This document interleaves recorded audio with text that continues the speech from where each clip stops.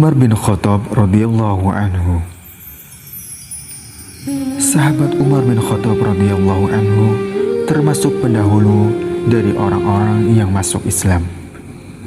Dan 10 orang yang dijanjikan Rasulullah Shallallahu Alaihi Wasallam masuk surga, beliau termasuk salah seorang Khulafaur Rasyidin dan sekaligus salah seorang mertua Rasulullah Shallallahu Alaihi Wasallam.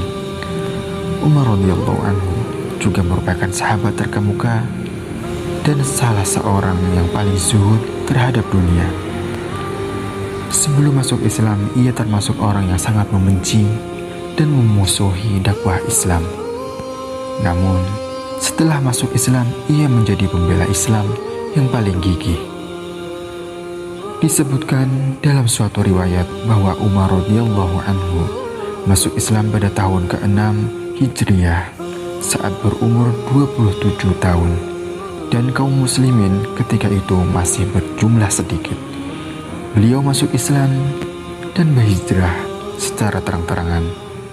Setelah ia masuk Islam, kaum Quraisy menjadikan kepada kaum muslimin, sehingga kaum muslimin tidak takut lagi untuk melaksanakan sholat di sekitar Ka'bah. Oleh karena itulah ia dijuluki Al-Faruq oleh Rasulullah Shallallahu Alaihi Wasallam. Ibnu Mas'ud radhiyallahu anhu berkata, Islamnya Umar adalah kemenangan besar, sedangkan hijrahnya adalah keuntungan, kepemimpinannya adalah rahmat. Saya telah melihat sendiri bagaimana kami tidak mampu melakukan sholat di Baitullah sebelum Umar menyatakan keislamannya. Tatkala Umar masuk Islam, ia menyatakan perang terhadap mereka sehingga mereka membiarkan kami sholat dengan bebas. Umar radhiyallahu anhu adalah seorang yang cerdas, pemberani, teguh memegang prinsip, adil dan tegas dalam memimpin.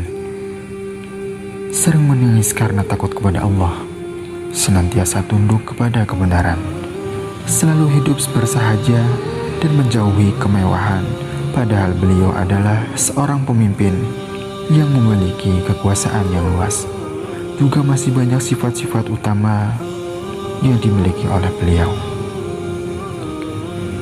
Karena sifat pemberani dan kuatnya memegang kebenaran, sehingga setan-setan pun takut kepada Umar radhiyallahu anhu.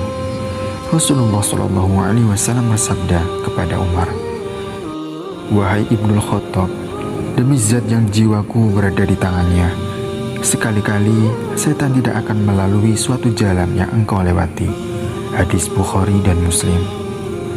Walaupun ketika ia menjabat khalifah, kekayaan melimpah ruah, tapi Umar tetap hidup sederhana.